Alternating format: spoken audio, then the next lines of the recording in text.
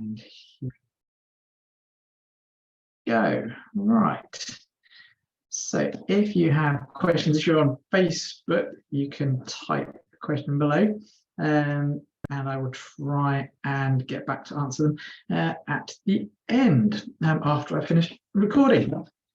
So today's topic, week 8 of the Monday masterclasses, is envirotoxins and cardiovascular disease, because February is Heart Health Awareness Month, according to the British Heart Foundation. And toxins are a massive cause. Now, if you stick around, I'm going to explain how this lady's foot was saved from being completely amputated, and gangrene had started to reverse in 1 week. Yes, I know it's not a heart, but this is just such a great demonstration of what detoxification very far can do when it's done correctly. The purpose of these webinars is to go from goal setting to goal getting and inspire more self-health responsibility and more self-peace, so that it can actually guide to hopefully more world peace. And here's just a little bit about me. There you go. That's all you need to know. If this is the first time on here, or the first time hearing of me, then yeah, you can go and look some of this up. Now, if you are someone that is already convinced that you do need to do some kind of detox, then skip the first 77 slides, okay, or to speed through the YouTube video, because this will go up on YouTube. And yeah, just look for the toxic baby, because the question is no longer if we are toxic, the real question is how toxic are we? But there's another question that is also important to ask as well. So yeah, basically you're toxic, and I'm going to spend the first part of the questionnaire of this webinar basically going through all the science, explaining all the toxins that kind of, not all the toxins, but a lot of them that can affect the heart. Now, basically, I am a doctor of cause. I don't just look at your symptoms, your state of health, which is right at the top here. Oh, let's go to some drawing. I liked drawing last time. Here we go.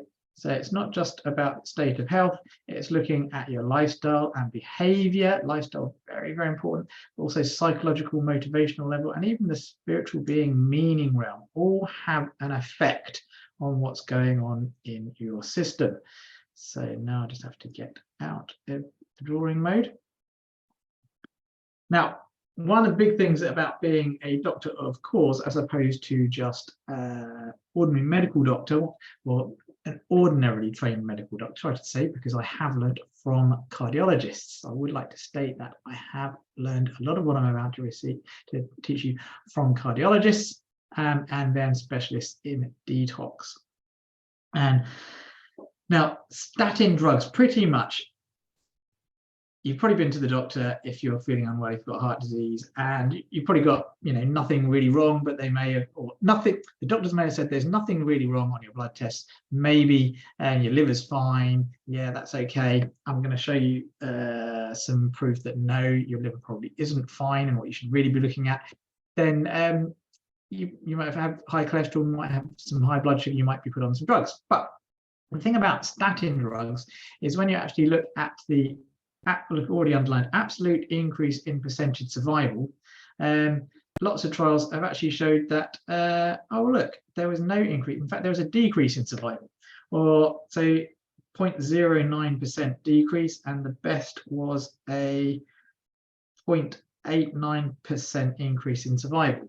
So it's not huge. Mortality on treatment compared to control. So mortality in this group went up.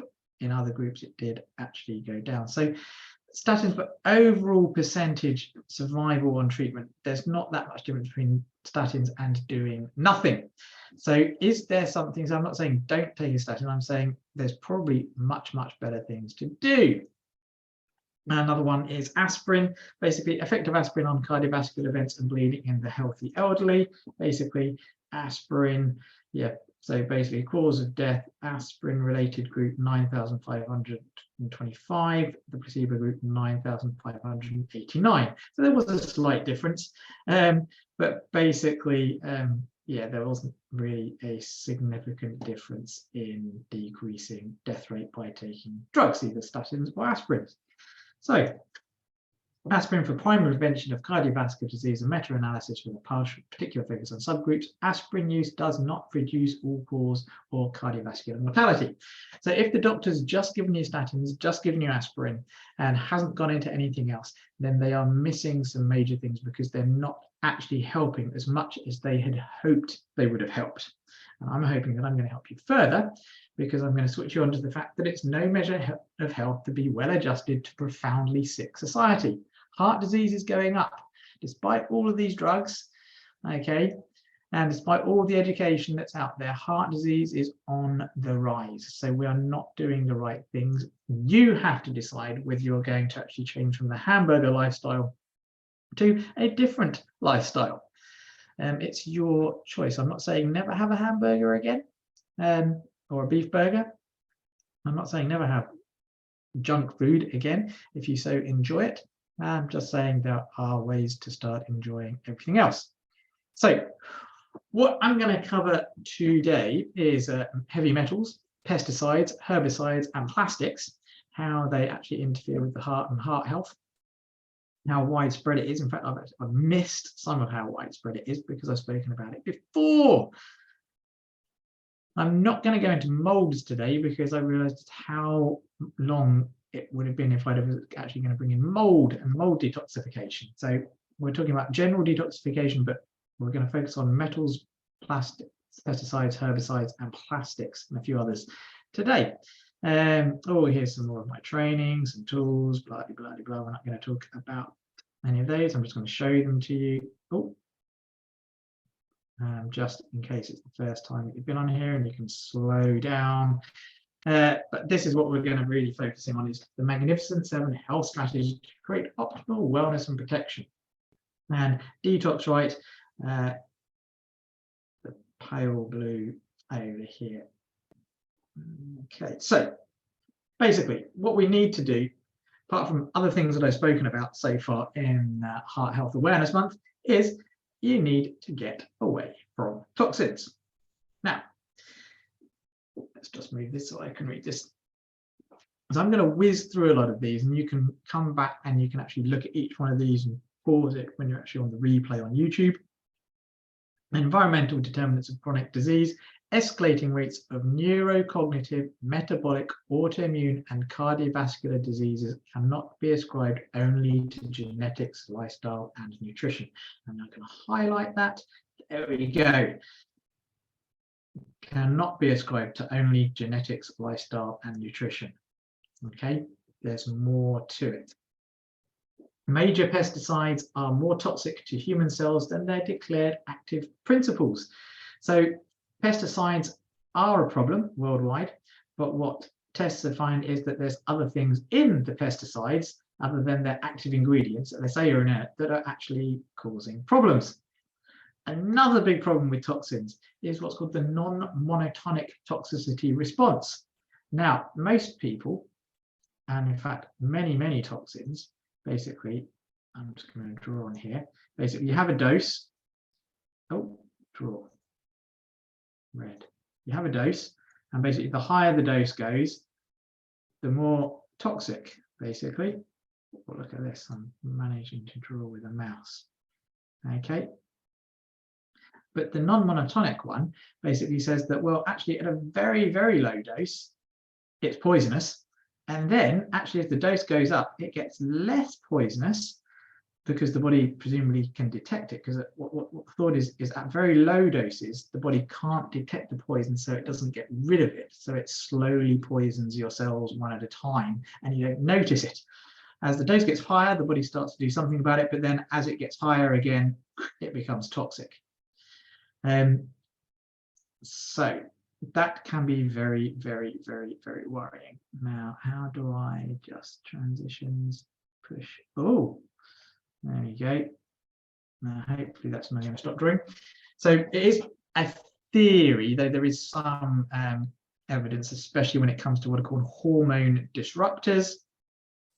But then more studies have shown that there's no safe dose possibly because of the fact that when it's very low, the body doesn't know doesn't detect it. It thinks it's fine, but because there are so many toxins in our environment now, 100,000, if you've got 700, 1,000, 10,000 different toxins in your body, they're all at such a low level, your body thinks they're okay.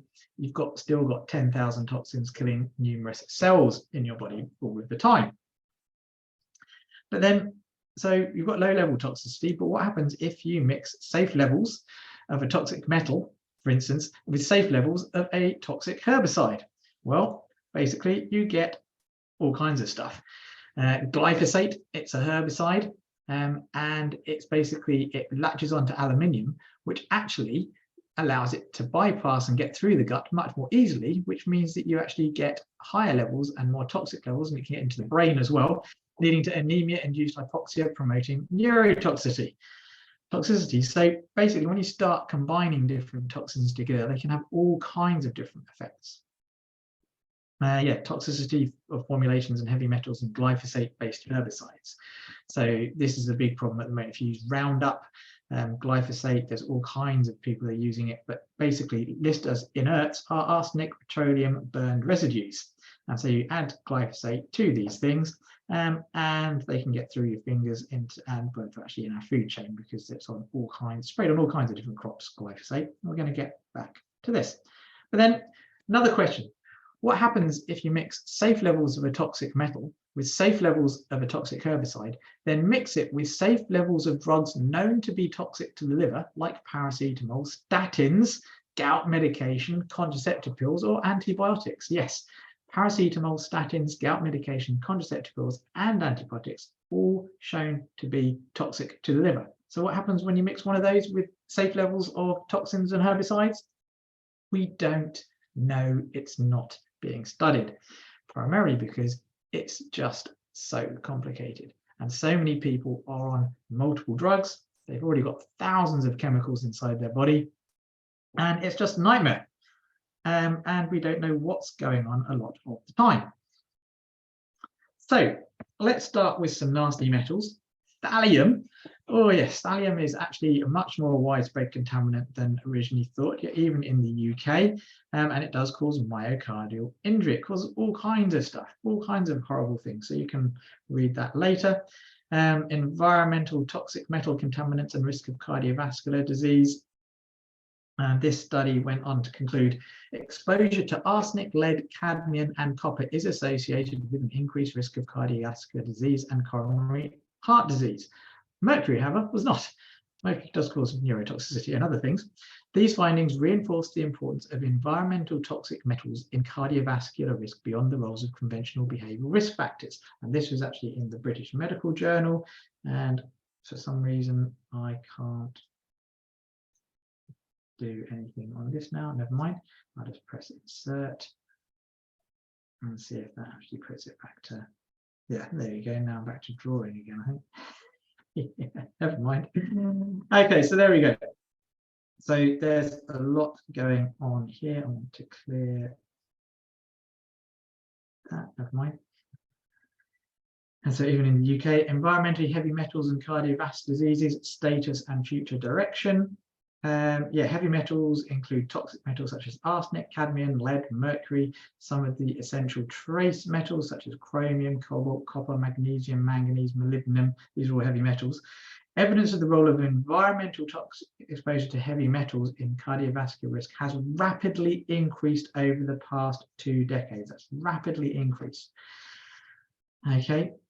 Most previous studies focus on individual metals without consideration of the joint effects of multiple metals. For instance, ischemic stroke was pronounced in participants with lowest levels of serum zinc. So you have cadmium producing stroke, but zinc protects from it. So it's not so much how much of the poison you may have, but how much of the good stuff you have in your body as well. So pesticides and herbicides. So 300% higher cardiovascular death rate in people who were exposed to pre-throid insecticides. And of course, all these things are on a lot of our foods. Wheat, especially wheat, corn, grain, a lot of the vegetables and fruits that actually need a lot of protection. these things get through and into your body. 40% higher risk of cardiovascular disease in the highest versus the lowest exposure. Pesticides and atrial fibrillation. Then we have potential organochlorine pesticides in peripheral artery disease, especially in obese people. Another one, pulmonary function, which is again related to heart problems. And here you go, the US Environmental Protection Agency has reported that only 1% of pesticides used every year in North America can reach its target, while 99% of pesticides enter the environment without any production of intended benefits. So there's a lot of wastage, a lot of stuff that doesn't get into doing what it's meant to do and just gets into the environment in other ways. And one of these big ones is Roundup, because it contains something called glyphosate, but as it turns out that it's not necessarily the glyphosate causing the problem, it's how it's interacting with other things and other things they've added to it as well. Yeah, glyphosate use has gone up massively, potentially affect the cardiovascular system in mammals. Association between coronary artery disease and glyphosate exposure found in pesticide factory workers. Maternal glyphosate-based herbicide, so is passed on into the brain of babies. This is in rats, but it's probably happening in humans as well. And then again, more oxidative stress and damage to DNA in the liver, whole blood and plasma of rats, but it shows that these things are causing problems. And the reason glyphosate in particular can cause all kinds of problems is because it interacts and causes problems with this thing called glycine. Glycine is really needed for collagen, and collagen is needed to make all your connective tissues, endothelium, so arteries, veins, heart, and your tendons, muscles, and ligaments. And so if your glycine is disrupted, then it can cause, all kinds of problems. And basically, the lower your glycine, the increased risk of acute myocardial infarction. So basically, you want good levels of glycine, and glyphosate interferes with this. Glycine lowers blood pressure. So if your glycine is being blocked up by glyphosate, there's a problem. Glycine improves sleep. So your sleep problems could be because of toxins. Stop eating bread, basically.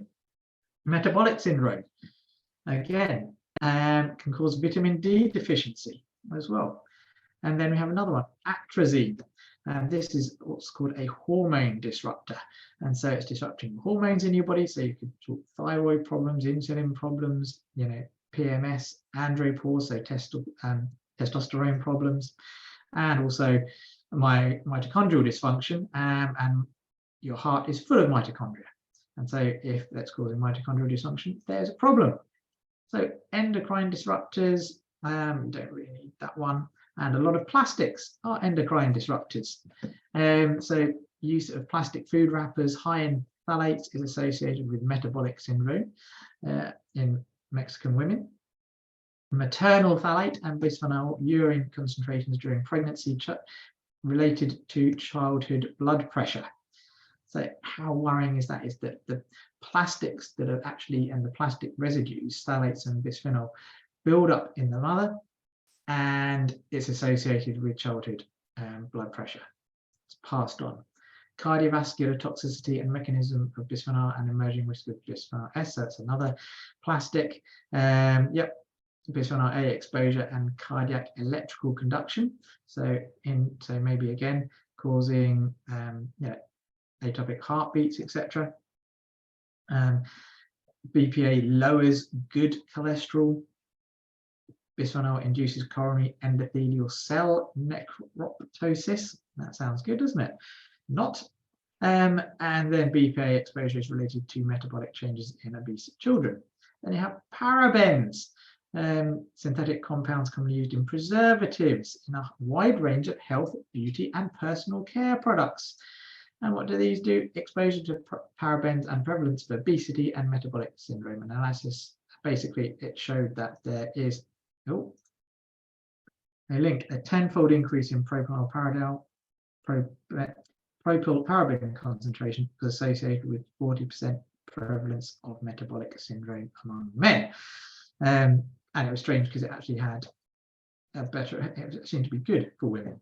So that was a bit strange, but there we go. Again, it's possibly how different chemicals affect us in different ways because of our hormones, because they're affecting and working in things in different ways. Now let's just get rid of this draw symbol again. There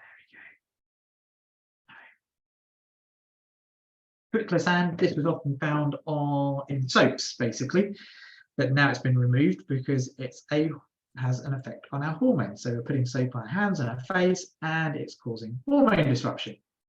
Volatile organic compounds, so these are stuff in our atmosphere, and I've done a number of videos on air pollution, and air pollution is so bad that even whales, yes, not the country whales, but whales that are in the Pacific, they found pollutants, air pollution, causing high blood pressure in mammals far, far away from the actual source.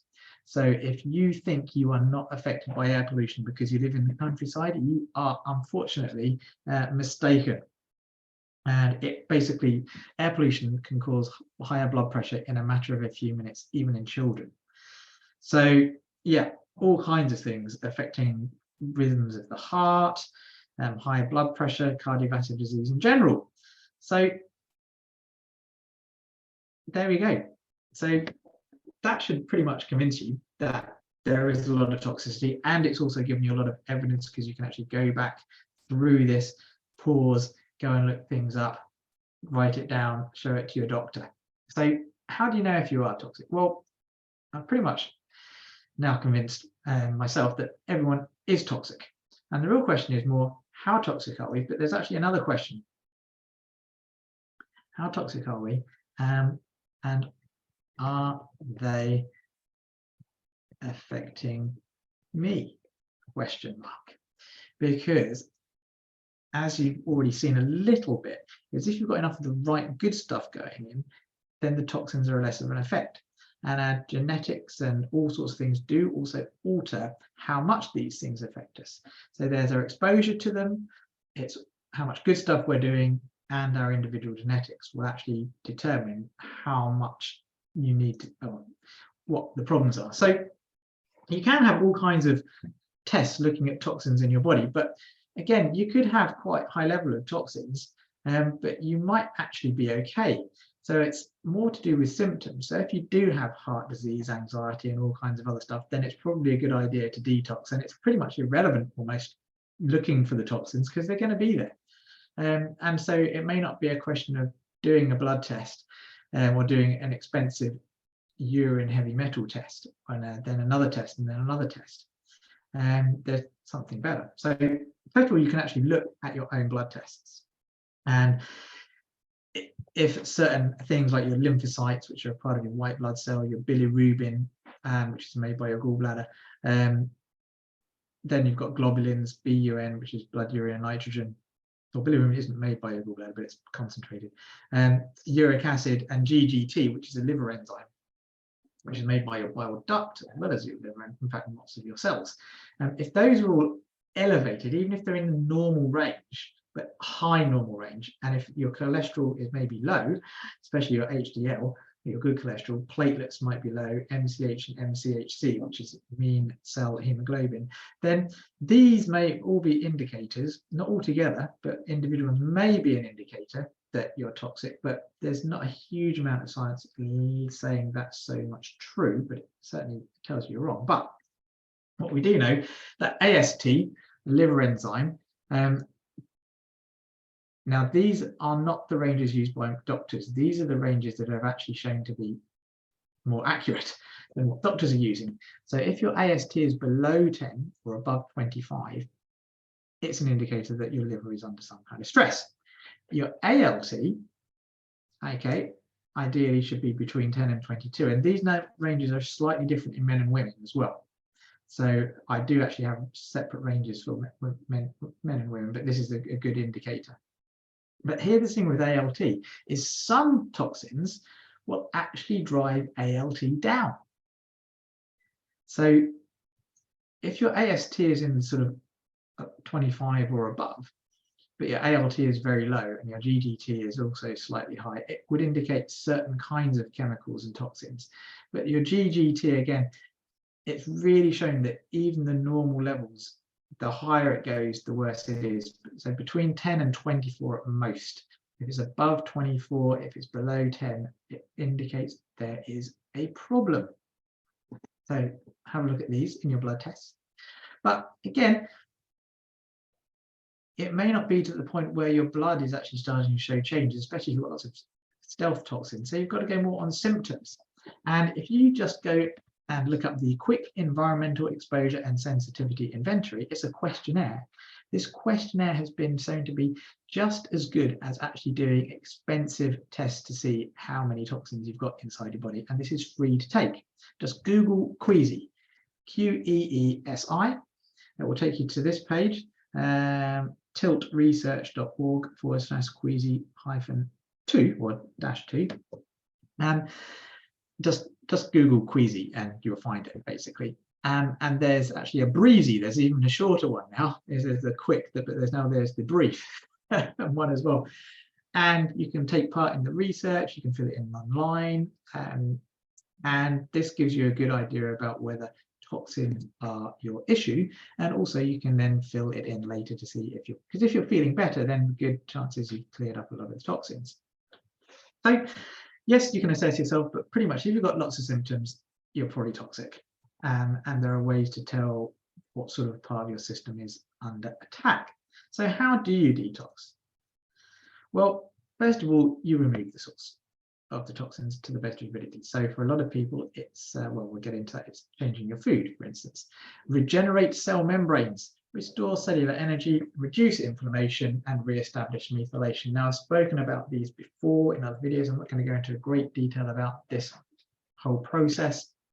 It's not just about taking a magic pill. There's much more to it, and there's some complicated facts in there as well. But first of all, everything you bring into your house, is it toxic or not? Let's start with air.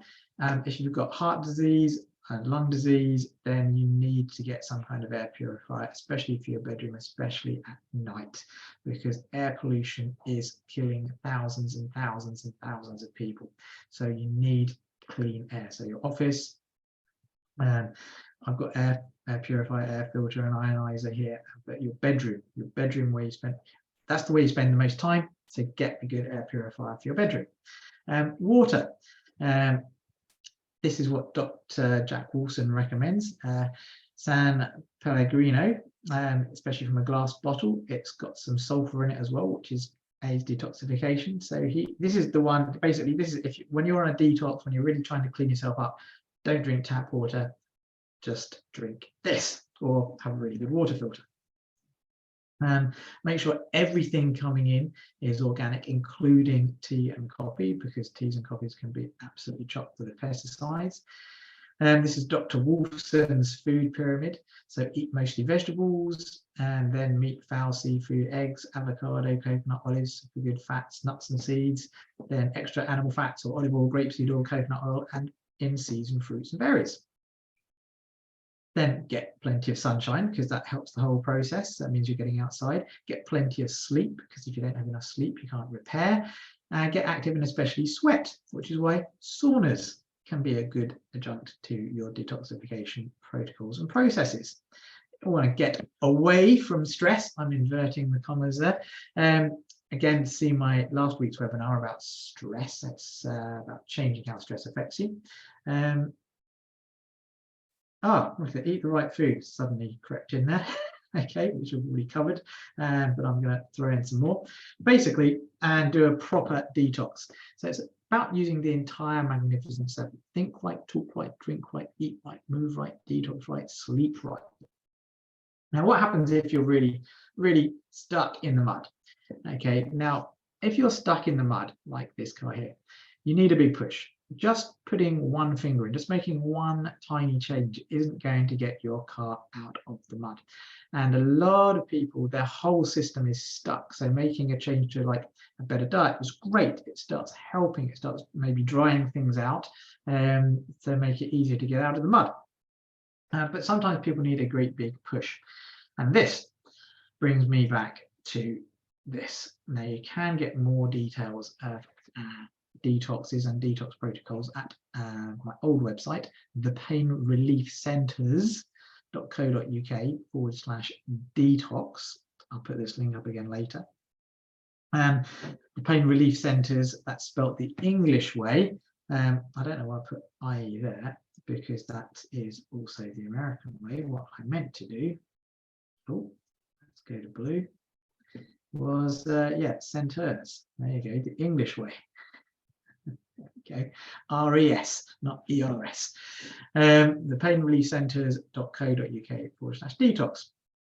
And this was a lady with diabetic neuropathy, and her toes started to go gangrenous.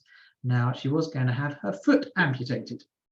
And so Dr. Bob Rakowski, this was in America, put her on a detox and nutrition protocol, and 2 weeks later, this was her foot. So she was basically told, you need the foot amputated because otherwise it's going to spread and you're going to die.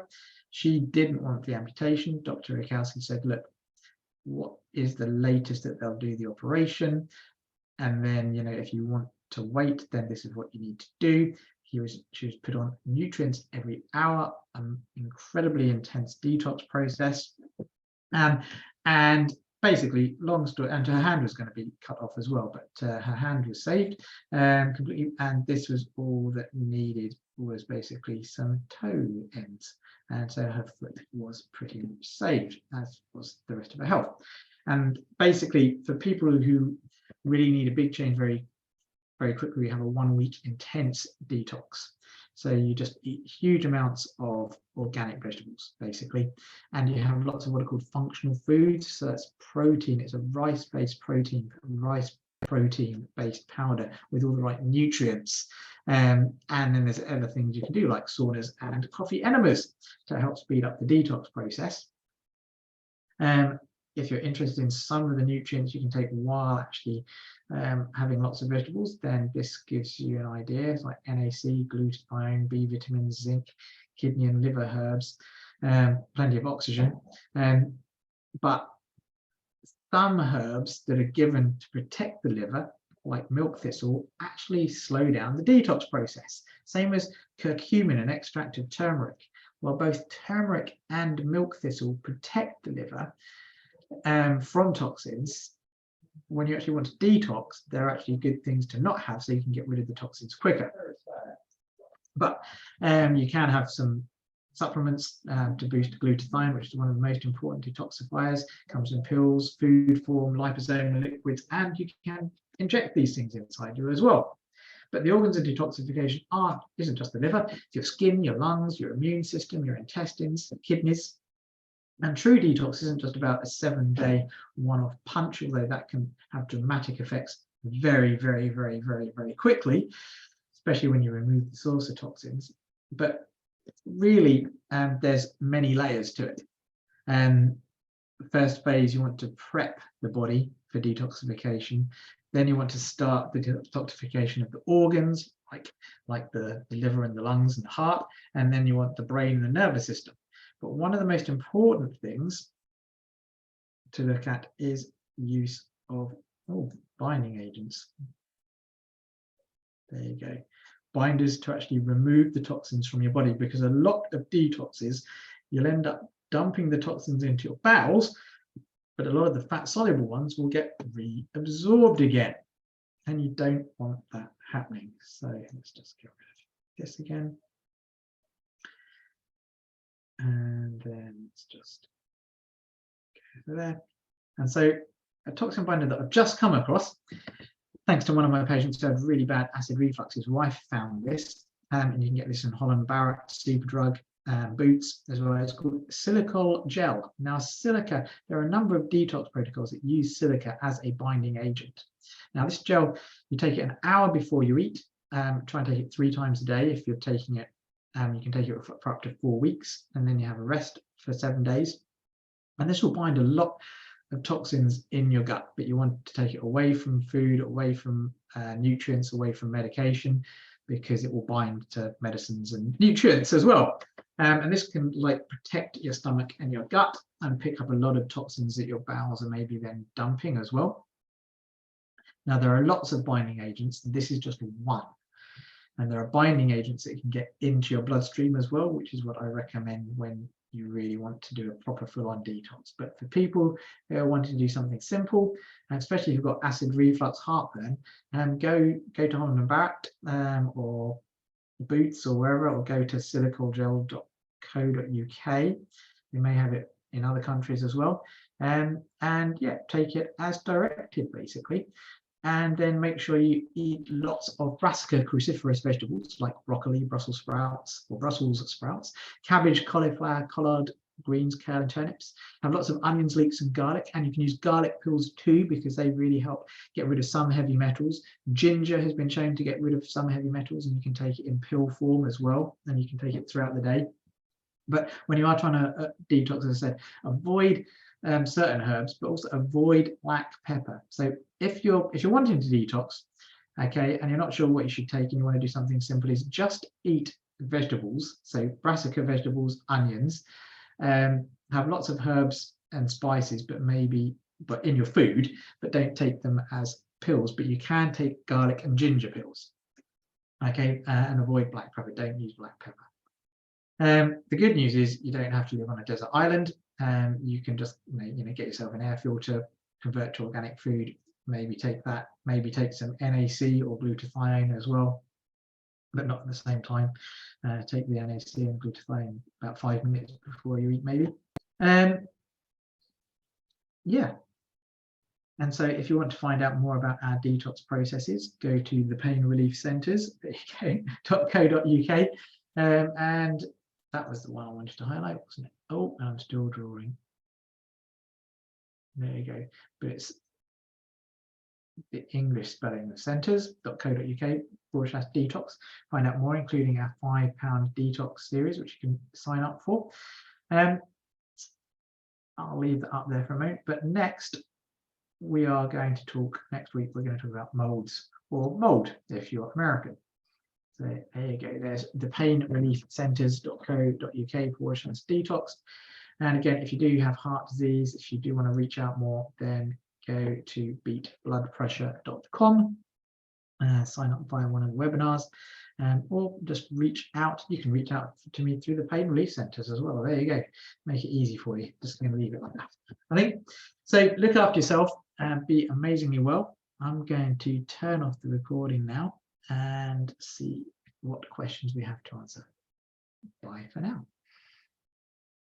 Let's see, stop recording. There you go.